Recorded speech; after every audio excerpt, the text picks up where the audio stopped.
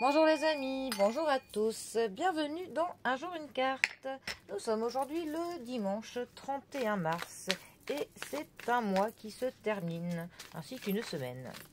Alors, pour ce dimanche, j'ai opté pour le Light Sears Tarot. Alors, sur quoi va-t-il nous éclairer en ce dimanche? Alors, nous avons le 9 de denier qui est accompagné du 5 d'épée. Alors,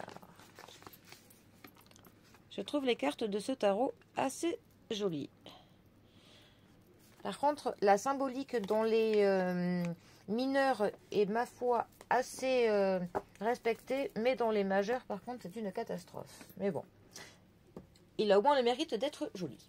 Alors, les deniers vont nous parler de tout ce qui est du domaine du matériel, du domaine de l'argent, de ce que l'on possède, de tout ce qui est de l'ordre du quantifiable.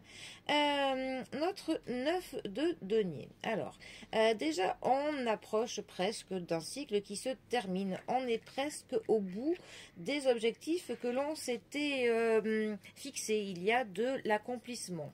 C'est aussi une carte qui va nous parler de l'indépendance financière ou l'indépendance au niveau du matériel. C'est une carte qui va nous parler de savoir faire preuve de l'ingéniosité. On saura se dépatouiller, se débrouiller, peu importe la situation à laquelle on se confrontera. On aura toujours le contrôle et on en est conscient. C'est pour le coup une carte qui nous parle quand même d'une sécurité financière et matérielle, et cela nous donne clairement un sentiment pour le coup qui est sécuritaire, et cela pour le coup va faire qu'on va être plus apte à apprécier les plaisirs, les petits plaisirs, et on serait même tenté pour le coup d'être un peu plus dans du raffinement. On aimerait pour le coup, avec cette carte, voilà, accéder à un niveau supérieur. C'est aussi une carte qui nous parle que l'on agit de notre propre chef et que l'on sait faire preuve de autodiscipline. Alors ensuite, nous avons le 9 d'épée. Alors, la famille des épées, ça nous parle de la logique, ça nous parle de l'intelligence, ça nous parle de décisions pas toujours faciles à prendre. Le 9 d'épée, lui, pour le coup, d'ailleurs, il était sorti il y a pas très longtemps de ça, si j'ai bonne mémoire, ça va nous parler pour le coup de culpabilité, de l'inquiétude, parfois d'être débordé par des sentiments, mais souvent c'est pas les meilleurs sentiments. On est un peu accablé par nos pensées, on a un peu l'impression d'avoir fait quelque chose de mal, un petit peu avec cette sensation où on est en train de se dire si seulement, si jamais j'aurais, enfin voilà, si je n'avais pas fait. On a un petit peu quelques regrets du passé. On va mal dormir, on va avoir de l'insomnie, on a un petit peu des chagrins, mais qui vont virer un peu de manière très obsessionnelle. On a vraiment une ritournelle dans la tête. On a un peu le sentiment d'être vulnérable, d'être fragile. Ces deux cartes ensemble, pour le coup, eh bien, elle pourrait très bien dire, pour le coup, que on peut être vraiment proche de l'accomplissement de quelque chose. On est presque arrivé au bout, presque à notre but, mais pour le coup, cela peut nous faire peur.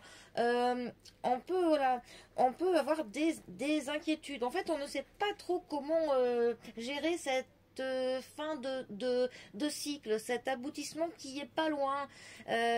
Voilà, on a vraiment un accomplissement qui est à portée de main, quelque chose qui se termine. En tout cas, voilà, on a un cycle qui touche à sa fin, et cela vraiment peut nous créer des émotions que on ne sait pas vraiment comment gérer ça. Ou peut-être que voilà, on arrive presque à la fin de quelque chose et on se dit qu'il y a des choses que l'on n'a pas bien fait, qu'on aurait dû faire différemment certaines choses. Et cela vire à de l'obsession un petit peu. On n'en dort plus.